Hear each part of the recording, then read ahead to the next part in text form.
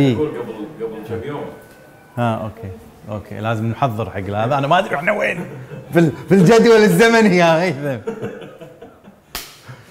قبل كم يوم زرت مستشفى البنك الوطني التخصصي للأطفال، والصراحة تفاجأت بالتصميم والتطور الملحوظ اللي قام فيه المشرفون على هذا البنك لتوفير أفضل الخدمات الصحية للأطفال المصابين بالسرطان.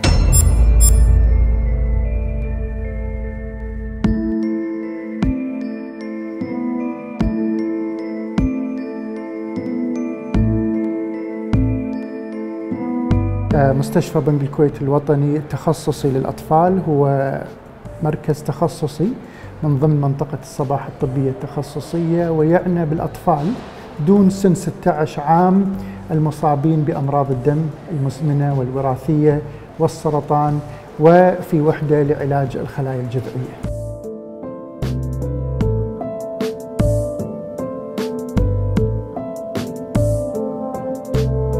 المبنى هو توسعة للمبنى الأول واللي تم تبرع فيه من قبل بنك الكويت الوطني في سنة 1996، وتم افتتاحه سنة 2000 ليخدم مرضى أمراض الدم والسرطان.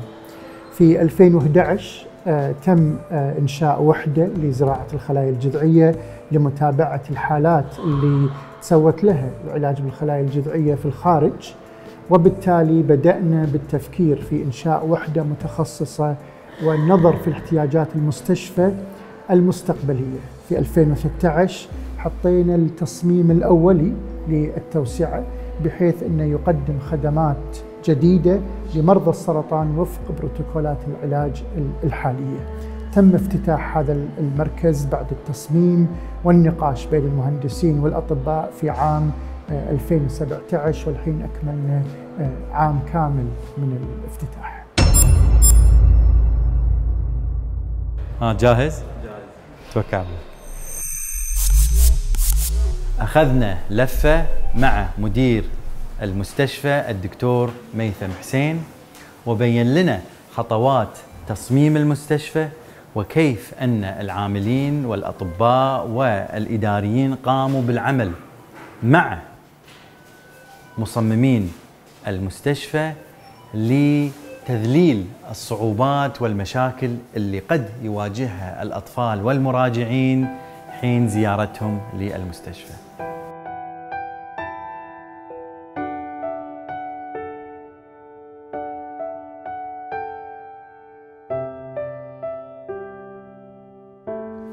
ركزنا على 4 قيم رئيسية، وهذه القيم نبيها تكون على مستوى عام في اتخاذ القرار أو في التصميم أو في الممارسات اليومية.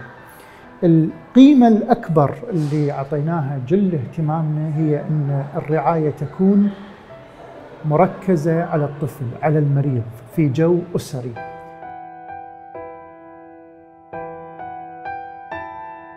لأن إحنا نعتبر أول مستشفى أطفال رعايته الكاملة تختص في هذه الفئة العمرية. معظم المستشفيات الأخرى خدمات اللي تقدم للأطفال هي من ضمن مستشفى عام أو من ضمن فريقة، ولكن هذا المستشفى الأول اللي التركيز فيه على الطفل. ركزنا أن نكون جو أسري، سواء من الخدمات الموجودة أو طبيعة الألوان الموجودة أو المرافق في تصميمها، ولكن الأهم من هذا كله في السياسات اللي نتخذها، سياسات العمل داخل الأقسام سواء إدارية ولا فنية، أن تراعي هذه النقطة. هذه أحد المناطق اللي يمكن تعكس أيضا روح الجو الأسري اللي نبي نثبتها كقيمة داخل المستشفى. هاي إحنا داخل وحدة الخلايا الجذعية، وهي غرفة وحدة عزل.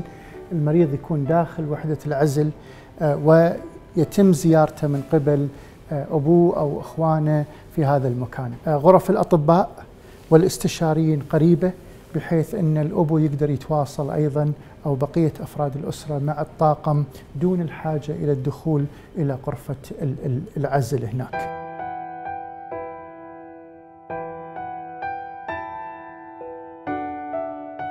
صار في تركيز أكثر على علاج المرضى عن طريق الأوت بيشنت كلينيك أو عن طريق الزيارات اليومية، فتم استبدال أجنحة الإقامة بأجنحة أخرى لزيارة المريض لتلقي العلاج والعودة للبيت لمزاولة حياته اليومية. هل في أيام معينة الدي كير نبطل فيها ولا؟ لا، مثل ما قلنا فلسفتنا ان احنا نركز على الطفل والأسرة وتقديم العلاج في أي وقت للطفل، وبالتالي الرعاية النهارية تعمل 7 أيام في الأسبوع. 7 أيام؟ 7 أيام في الأسبوع، حتى بالويكند؟ حتى بالويكند، يوم الجمعة والسبت شغالين من الساعة 7 إلى الساعة 10. المريض اللي يحتاج إلى نقل دم طول الأسبوع مشغول بروح المدرسة والدراسة، يستطيع أن يجي يوم الجمعة أو يوم السبت في الفترة الصباحية أو المسائية ياخذ العلاج له بدون الحاجة إلى الدخول المستشفى. القيمة الثانية اللي ركزنا عليها هي قيمة فريق العمل، لأن مرض السرطان هو مرض مزمن طويل، يحتاج إلى فريق متعدد الكفاءات من أطباء، من تمريض، من علاج طبيعي، من علاج تأهيلي، حتى منع العدوى، حتى الخدمات الفندقية. كل شخص في هذا الفريق له دور لا يمكن التنازل عنه. الغرفة هذه مثل ما أنت شايفها تلزم الطبيب والتمريض أنهم يعملون كفريق واحد، وبالتالي في هذا الجناح الستيشن هذا في التمريض، في الطبيب يعاين المريض، وأيضا الصيدلي للجرعات إلى آخره، والصيدلية جدا قريبة من هذا المكان.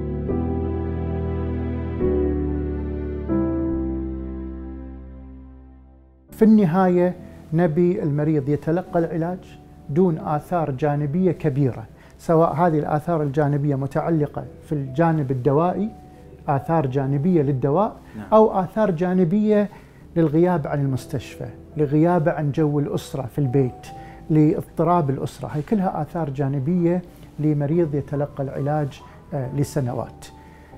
مع ذلك هذا مو معناته أن احنا نقلل من كفاءة الرعاية المقدمة له. فمثل ما تشوف التجهيز هو كما هو تجهيز جناح أو أي مركز لرعاية السرطان. راعينا في المبنى أيضا اشتراطات السلامة والتميز في التصميم أيضا، فبحكم أن هاي منطقة كبيرة مفتوحة وتعتبر مدخل في حال لا سمح الله صار حريق إلى آخره، راعينا جانب أساسي أن الدخان لا يتجمع داخل المبنى داخل هالمنطقة، لأنها منطقة متصلة الخارج. فحتى في التصميم والتجهيز راعينا أن في نوافذ تفتح أوتوماتيكيا حينما يفتح جرس الإنذار للحريق، وهاي موزعة في عند الأبواب الرئيسية، عند المناطق الجانبية، كذلك في الجسر، لأن أيضا معرض أن تتجمع الأدخنة لا سمح الله في ذاك المكان. غرفة العزل هذه أيضا صممت بطريقة بحيث أن تسمح بدخول المريض من خارج المستشفى وفحصه ومعاينته، ومن ثم خروجه من المستشفى دون الاختلاط مع المرضى الآخرين. برا البرة يوقف هني، يدخل تلقى العلاج، يطلع مرة ثانية. أيوة. ففي هالحالة إذا كان مريض مصاب بالسرطان أو زراعة الخلايا الجذعية ومعاه أي سبب مثل العنقز ولا أي أمراض أخرى تمنع الاختلاط مع المرضى الآخرين، هذا لا يعني أن نقطع الرعاية له، ولكن يمكن أن يتلقى الرعاية في هاي الغرفة دخولا خروجا دون أن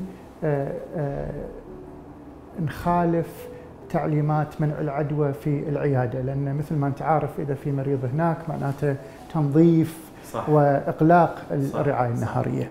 هذا أيضا ممكن يكون للمريض اللي جاينا من مستشفى آخر دون أن نعرف حالته الصحية هل هي مستقرة وغير مستقرة.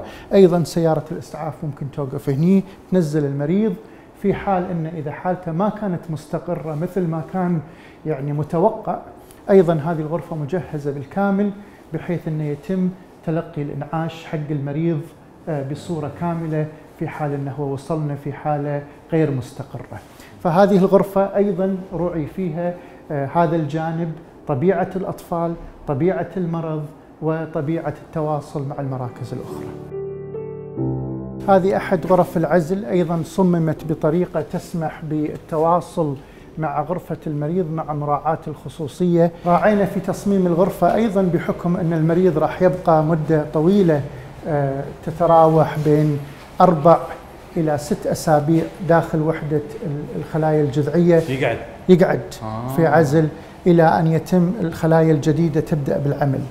راعينا أن يكون الغرفة كبيرة وتسمح بتقديم الرعاية للطفل، فيها كل ما يحتاجه من يعني رعاية طبية وأسرة خاصة تسمح بقياس وزنه والتوازن إلى آخره، بالإضافة إلى التلفزيون الخاص فيه. يمكن شفت تصميم الغرفة شوية داخل هني، لأن الأم أيضا تبقى مع الطفل مدة طويلة، فراعينا أن هذا المكان يكون للأم، بحيث أن لما الستارة تكون مسكرة هذا المكان يكون خاص للأم، وتحول هذه الصوفة إلى سرير للأم مريح. أيضا من الأمور اللي راعيناها في تصميم المستشفى أيضا التقلبات الجوية اللي تصير في الكويت. احنا عارفين أن بالكويت موجات الغبار الشديدة، موجات الحر الشديدة قد تؤدي إلى خلل في فلترة الهواء اللي داخل المريض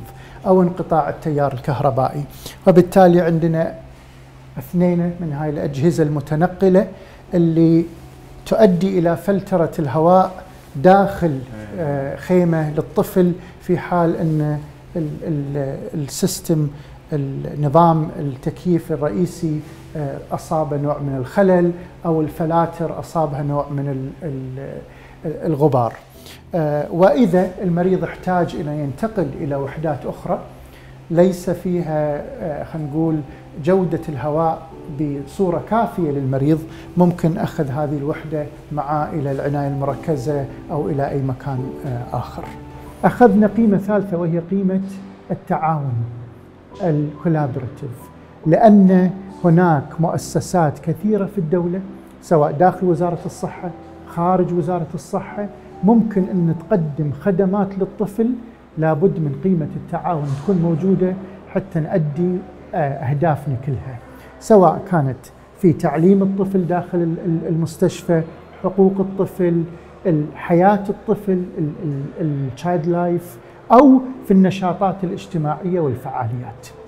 هذا كله لازم يكون تحت مظلة اللي نقول التميز في الرعاية وفق معايير عالمية، لأن قاعد نعالج الأطفال وفق بروتوكولات عالمية لعلاج السرطان أو الخلايا الجذعية.